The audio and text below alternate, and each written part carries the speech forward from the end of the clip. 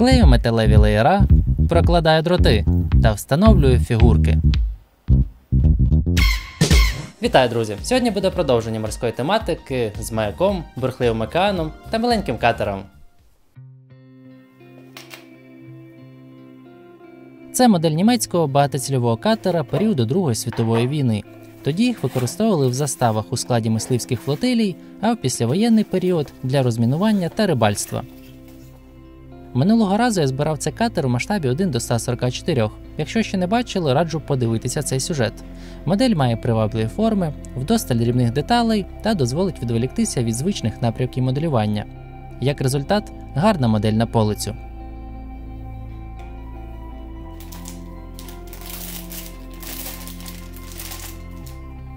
Молодша версія катера в масштабі 1 до 350 потішила своєю мініатюрністю та нагадала про летючого голландця в лампочці, який надихнув зробити щось подібне із цією моделлю.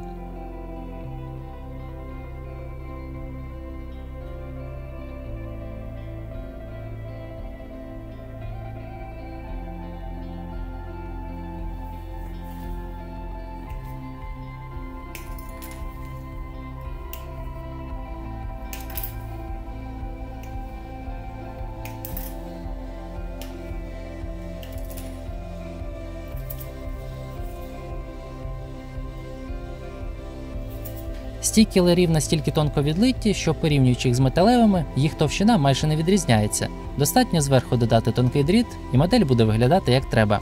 Але я вже закупився леєрами з водотравлення та налаштувався їх замінити. Тому зрізаю пластикові та готую поверхню під металеві.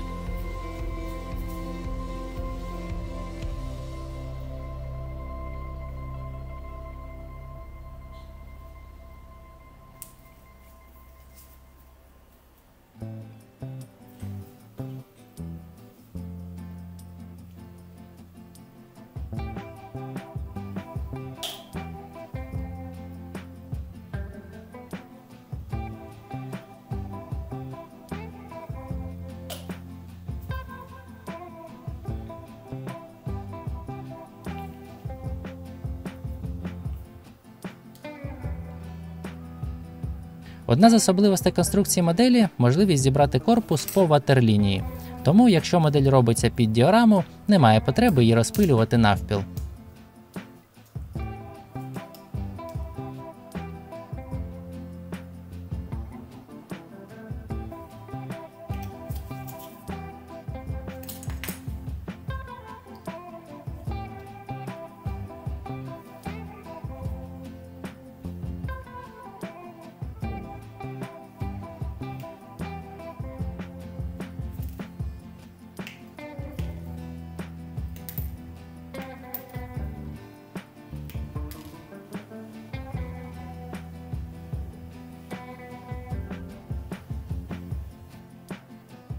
Надбудова має вкрай мініатюрні розміри. Та й взагалі для такого корпусу судна вона виглядає непропорційно та якась чудернацька. За сюжетом діорами я би хотів підсвітити простір надбудови та додати габаритні та ходові ліхтарі. Сенсу розпилювати пластик немає, бо це буде складно і незрозуміло, як воно виглядатиме. Тому беру модель в 144 масштабі та на її основі створюю відсутні деталювання та нову надбудову. Для друку використовую фотополімерний принтер Iligo Mars 4 з роздільною здатністю дисплея 9К.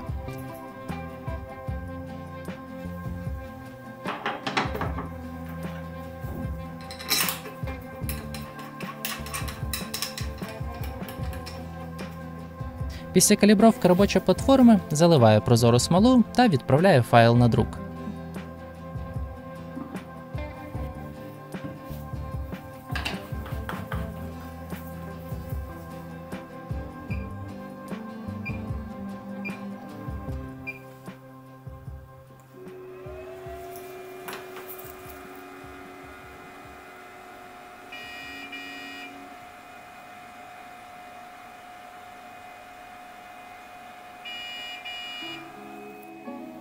Такий принтер ви можете придбати у офіційного дистриб'ютора в Україні в компанії Artline, асортимент якої налічує десятки різноманітних принтерів. всі необхідні комплектуючі та великий вибір філаментів та смол виробництва Creality, Illigo та Yesan.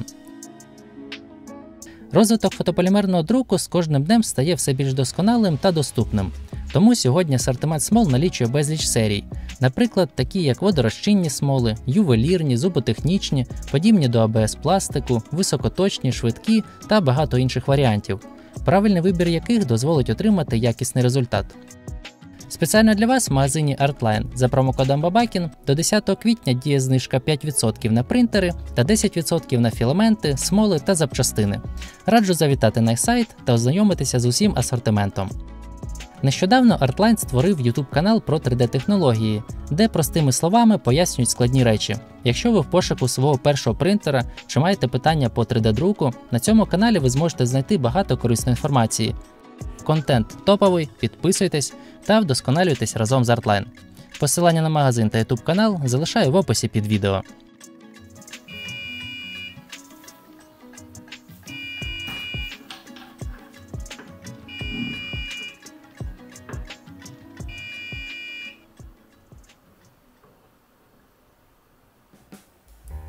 Надбудову зробив монолітною, на якій вдалося відтворити підтримуючі стійки, драбини, вентиляційні решітки та рельєф окремих дощечок на даху та бокових площадках. З додаткових елементів зробив вихлопні труби машинного відділення, бітинги для швартовки, лебідки, бомби, міни та інші дрібні деталі. Тепер продемонструю, заради чого все це робилося. У надбудові я зробив отвір, в який встановлюється світлодіод та підсвічує віконця кабіни. Звісно, зараз вся ця конструкція світиться як лампочка, але сподіваюся, що після фарбування все піде за планом та буде виглядати як і в уяві. З підсвічуванням віконець та навігаційних ліхтарів на даху, відповідно зеленого та червоного кольорів. А поки підготую палубу до встановлення надрукованих деталей.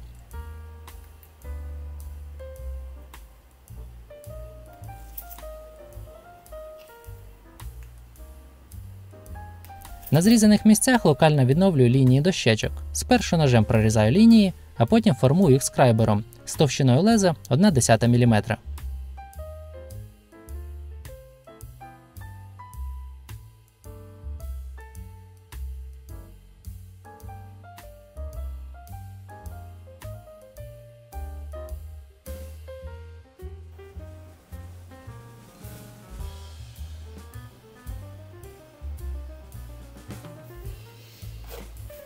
Додатково на носовій та кормовій частинах я хочу зробити працездатними ходові ліхтарі. Для цього знайшов найменший SMD-світлодіод в корпусі 0402, розміри якого не перевищують 1 мм. На фоні моделі цей ліхтар виглядає навіть відносно масштабно. Світлодіод встановлюю на трубку з латуні перетином 0,2 мм.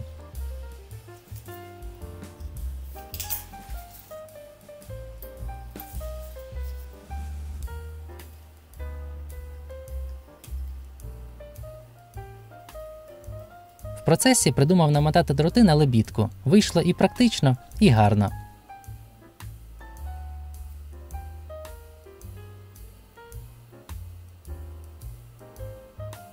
На кормовій частині дроти прокладаю ззовні. Як на мене, це лише збільшує деталювання та привабливість моделі.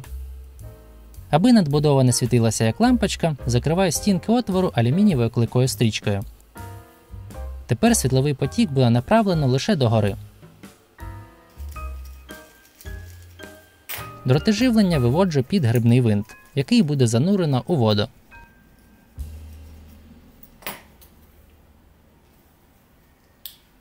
На цьому вся груба робота завершена, можна потрохи збирати модель. Леєра. Під цей катер їх потрібно підрізати, а саме прибрати один рядок огорожі та зменшити висоту стійок. В роботі з фототравленням мені подобається використовувати саме ножиці. Вони не деформують деталі та обрізають зайві елементи, майже не залишаючи слідів різу. Щоправда, треба добре контролювати силу натиску на рукоятку, бо можна з легкістю наскрізь прорізати деталь.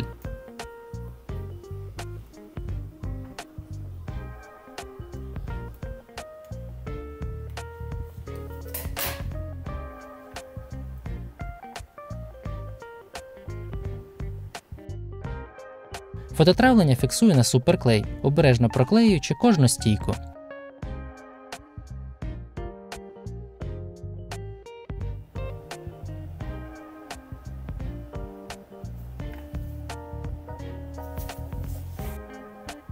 Здавалося, дрібниця, всього один елемент, але наскільки сильно він змінює зовнішній вигляд моделі.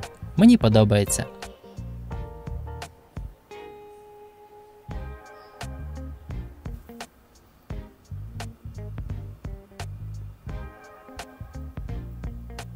На цьому, власне, все. Більше нічого не приклеїти.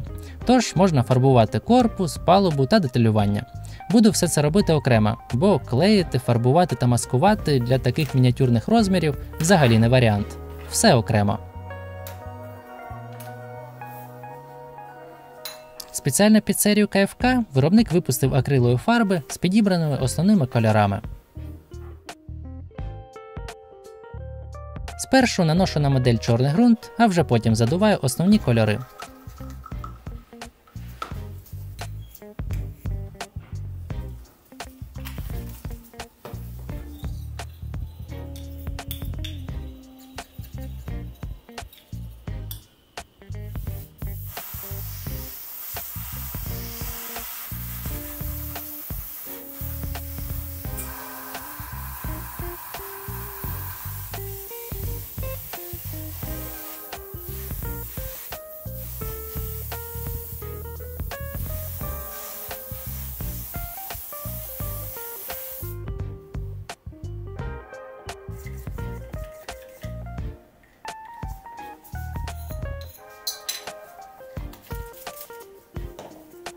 Якщо вам подобається це відео, підпишіться, поставте лайк та напишіть коментар.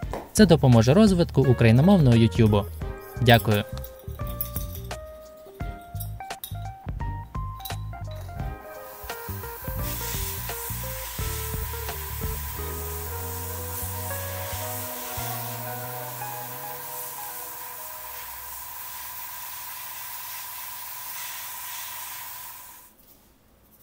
Сухим пензлем виділяю дощечки палуби. Так вони виглядають відокремленими з характерним крупним зерном водорозчинного акрилу.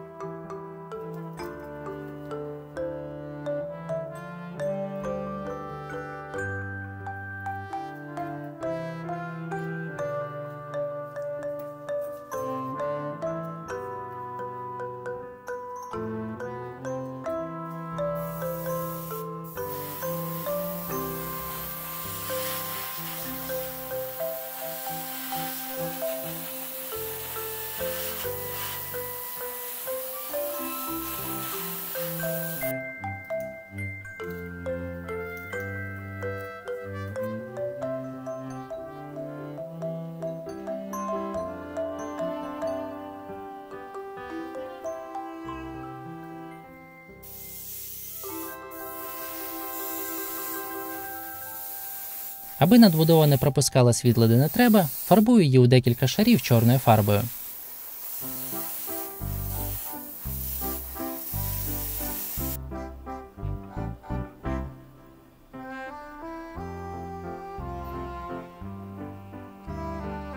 На щастя, небажаних просвітів майже немає, і що головне, вдалося реалізувати підсвітку навігаційних ліхтарів зеленого та червоного кольорів.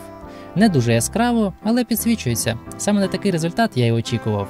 Ну а те, як підсвічується кабіна, то взагалі насолода. Таке приємне, тепле світло.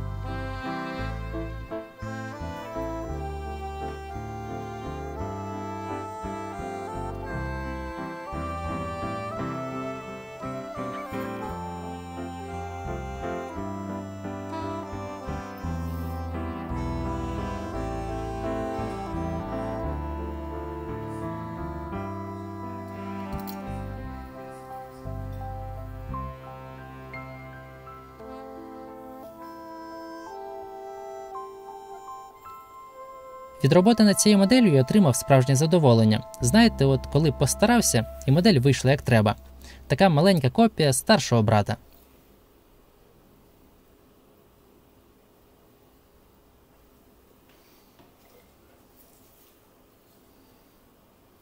Друзі, дякую за каву та окрема дяка моїм спонсорам за вагомий внесок у розвиток каналу. Дякую.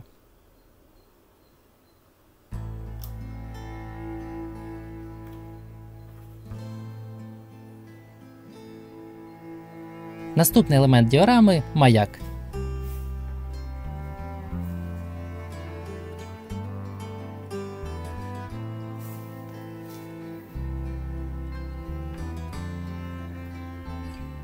З цим мені допоміг товариш з Іспанії Оскар Балестерос, який на високому рівні відтворює маяки в 3D-мініатюрі. Раджу підписатися на його інстаграм-сторінку та слідкувати за його творчістю.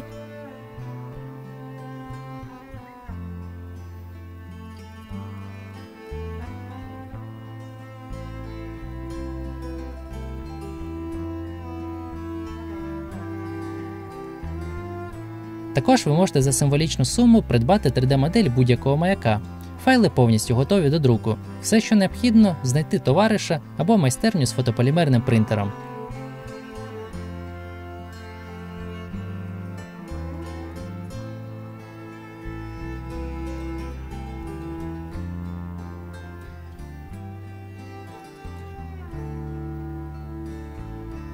Модель маяка точно відповідає оригіналу, який встановлено просто посеред Атлантичного океану у водах Франції. Брат мені допоміг зробити таку імпровізовану біжучу стрічку, яка імітує обертання ліхтаря. Виглядає дуже круто та дозволить оживити маяк.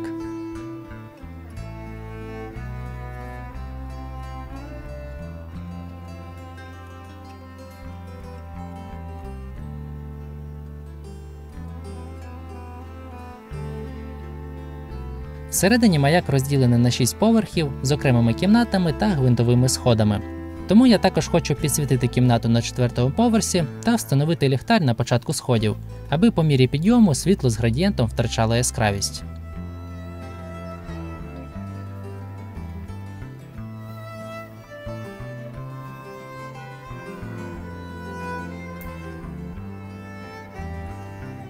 Щоб прикрасити цеглу фундамента, просочую губку суперклеєм та обережно наношу на модель.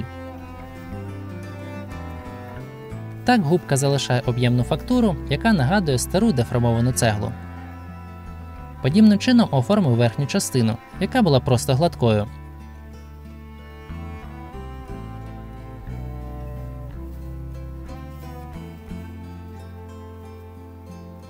Тепер по контуру виділяю межі кладки цегли та встановлюю бетонні стовпчики.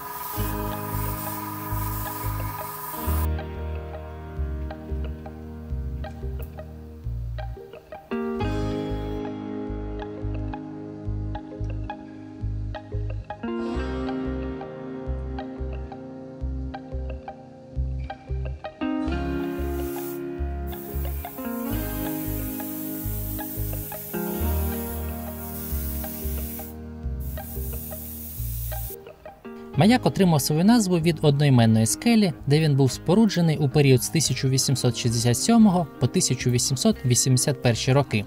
Він став відомий завдяки своїй ізольованості та труднощам, що виникли під час будівництва. Цей маяк вважається одним із найскладніших місць роботи, за що отримав прізвисько «Пекельне пекло».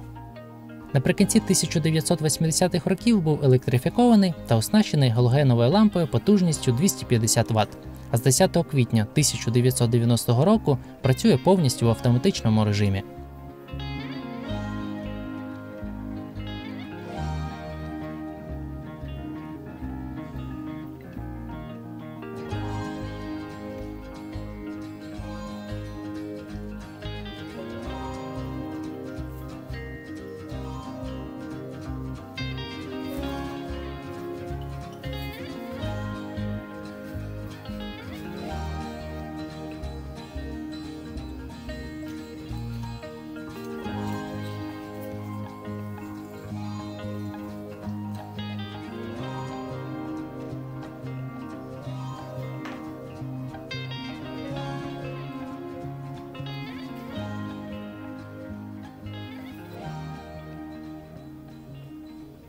Маяк готовий, можна переходити до основи діорами та створення бурхливого океану.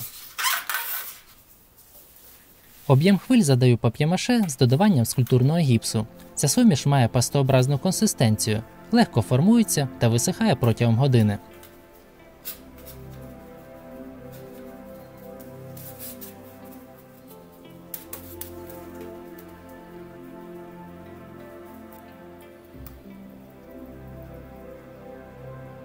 Отриманий рельєф покриваю щільною серветкою та просочую ПВА клеєм.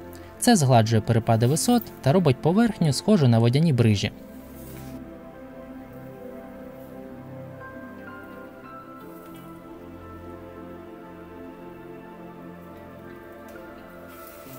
Тепер зістарю маяк та фарбую воду.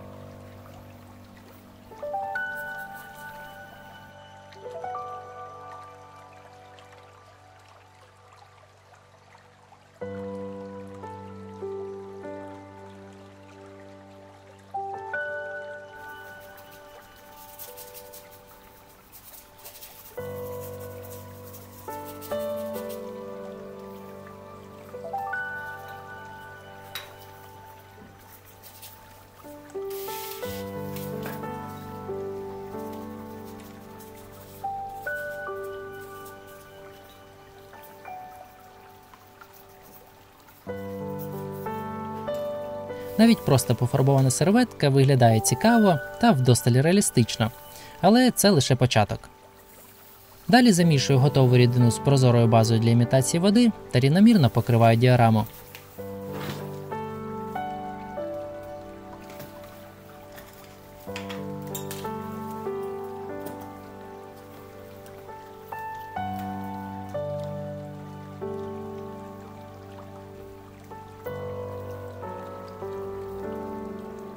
По мірі висихання рідина буде темніти та ставати прозорою.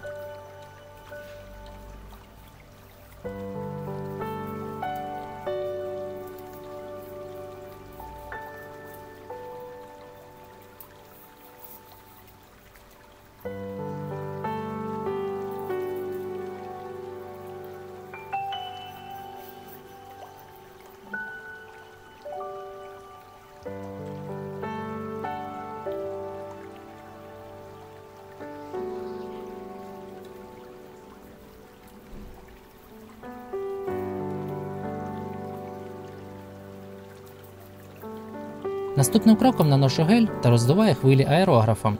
Це дозволить візуально збільшити глибину води та відтворити більш копійні водяні брижі.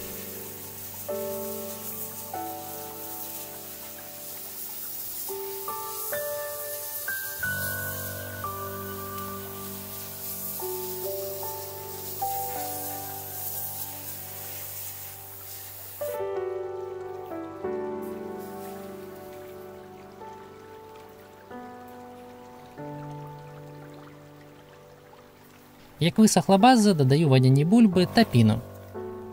Цей процес відносно складний. Я довго вивчав морські фото та те, які сліди за собою залишають судна та вітрові хвилі.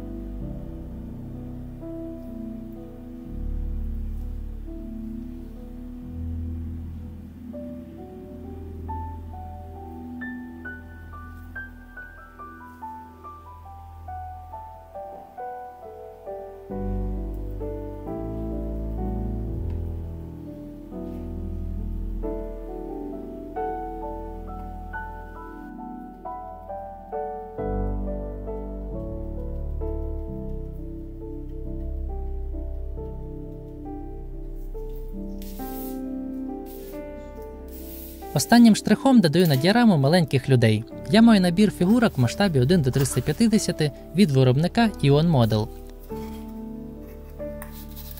Виглядають ці фігурки дуже круто та мініатюрно. Всі вони мають унікальні пози, які подарують діорамі свої локальні сюжети, динаміку та життя. У виробника є навіть фігурки в масштабі 1 до 700, а їх висота сягає всього 2,5 мм. При цьому добре видно пози та окремі елементи. В описі до відео залишу посилання на виробника, в них є велике різноманіття фігурок.